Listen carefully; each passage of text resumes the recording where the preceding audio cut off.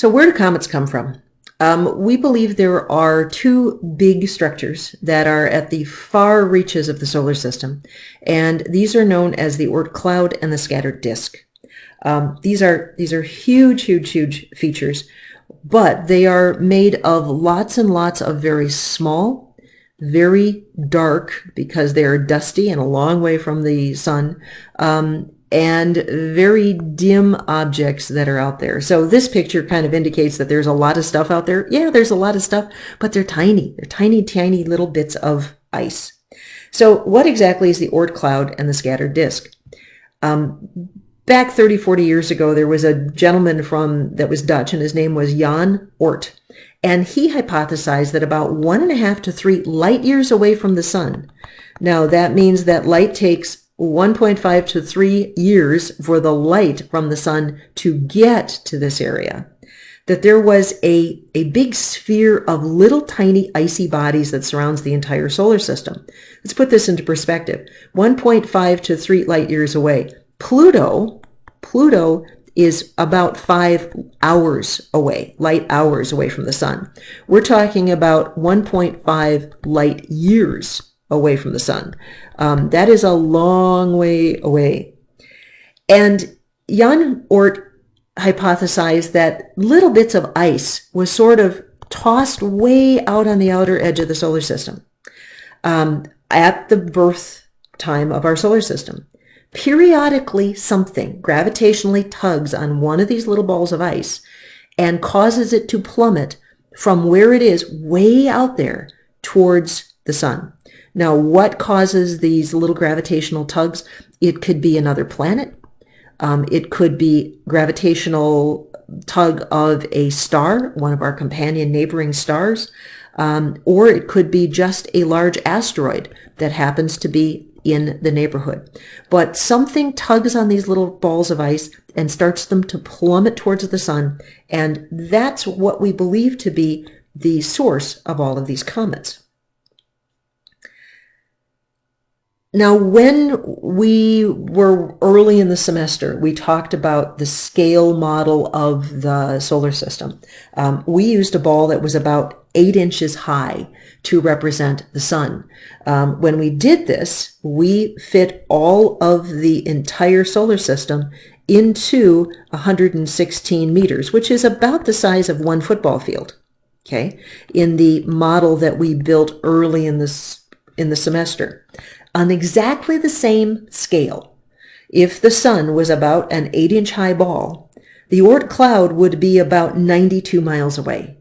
Now, if you're in the Eau Claire, Wisconsin area where I am, that means that we would be here, that would be our sun, and the Oort Cloud would be over by the town of Wausau, or in the other direction, way past Minneapolis and St. Paul. So it is a long, long distance away. The scattered disk is another region of ice, about 100 AU away, and the scattered disk is like the Oort Cloud, but it's more like a big bagel in shape. Again, made of little icy bodies, and this icy ring, we think, is to some extent left over from the creation of the solar system. When you have a whole bunch of objects and you spin them really fast, they have a tendency to flatten out like pizza dough. Well, same thing with a lot of the ice left over from the creation of the solar system. These comets that come from the scattered disk are detectable because of where they come from. If they're coming from way up above the plane of the ecliptic or below the plane of the ecliptic, they're probably coming from the Oort Cloud. But if we get comets that are coming from in the plane of the ecliptic, odds are they're coming from the scattered disk. There are lots of other important comets, and I'm going to ask you to watch a couple videos on some of these. I just want to talk through a few of them here.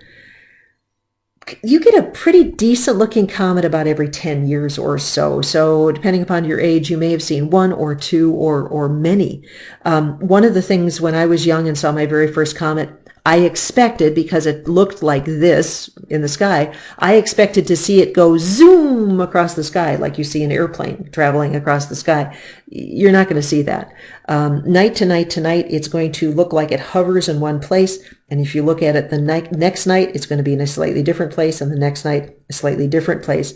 But trust me, you're not going to see it zoom. And if you see it zoom, we are all in trouble, because that means it's really, really close to the Earth.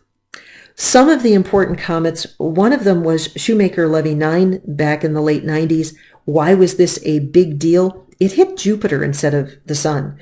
It was actually orbiting Jupiter, and it broke apart, and we got a lot of wonderful pictures of what would happen if we break a comet apart. A lot of people say, hey, if a comet's aiming towards the Earth and we've got to save the planet, just blow it up with a nuke, just nuke it. Well, the challenge is it would break up into lots of different pieces. And that's what happened with Shoemaker-Levy 9, is actually broke into pieces, and it did not do Jupiter any good. It was like multiple nuclear bombs going off. So that's not necessarily the best way to deal with comets. Back in 1997, there was a comet named Hale-Bopp. And comets are named for the discoverers. If you find a comet, you get to name it. Why was Hale-Bopp a big deal? Well, there was a group of people out in the West Coast who were a little wacky, who thought there was an alien spaceship hiding behind Hale-Bopp, and they were coming to take them away. And it ended up in a mass suicide. It was incredibly sad and a little weird. Some of the other comets I'm going to ask you to take, some of the other videos we're going to take a look at, and then we'll come back and we'll start talking about meteors. See you then.